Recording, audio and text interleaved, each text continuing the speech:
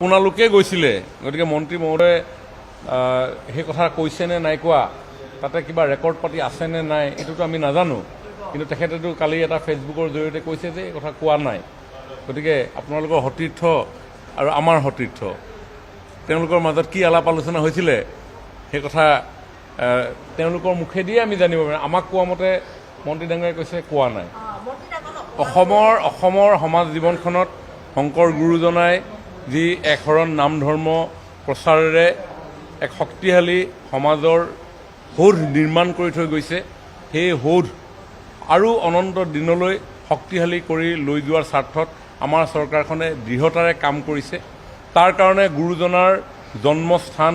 বটদ্ৰৱাক বিশ্বমানৰ এক আধ্যাত্মিক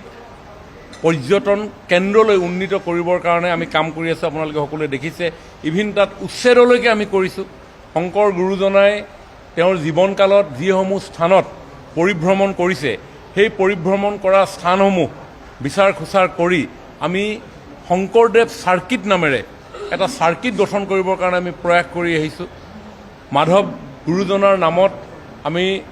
নাৰায়ণপুৰত মাধৱদেৱ কলাক্ষেত্ৰ আমি প্ৰতিষ্ঠা কৰিছোঁ ঠিক তেনেধৰণে মধুপুৰ সত্ৰক উন্নীত কৰিবৰ কাৰণে য'ত দুইজনা গুৰুৱে শেষ নিশ্বাস লৈছিল সেই স্থানকো আধ্যাত্মিকভাৱে এক শক্তিশালী কেন্দ্ৰৰূপে গঢ় দিবৰ কাৰণে আমি প্ৰয়াস কৰিছোঁ অসম দৰ্শনৰ জৰিয়তে অসমত আমাৰ সকলো নামঘৰ যাতে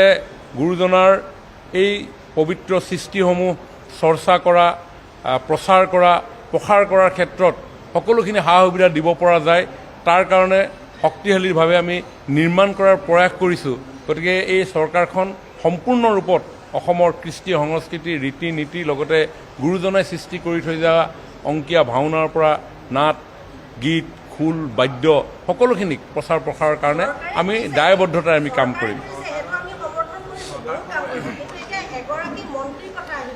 তেখেতে ইতিমধ্যে কৈছে যে তেনেকুৱা ধৰণৰ কোনো কথা হোৱা নাই গতিকে হয়তো মিছ আণ্ডাৰষ্টেণ্ডিঙত তেনেকুৱা ধৰণৰ কি কণ্টেষ্টত কৈছে মইতো সেইটো সময়ত নাই যিহেতু মই দুইটা পক্ষৰ সংবাদ মাধ্যমৰ কথা শুনিয়ে ক'ব লগা হৈছে ইভিন মই অলপ দেৰি আগত মন্ত্ৰী ডাঙৰীয়াৰ লগত মই যেতিয়া কথা পাতিছোঁ তেওঁ কৈছে এনেকুৱা ধৰণৰ কোনো কথা হোৱা নাই ক'ৰবাত মিছ আণ্ডাৰষ্টেণ্ডিং হৈছে তাৰ কাৰণে তেখেতে কৈছে এইটো দুৰ্ভাগ্যজনক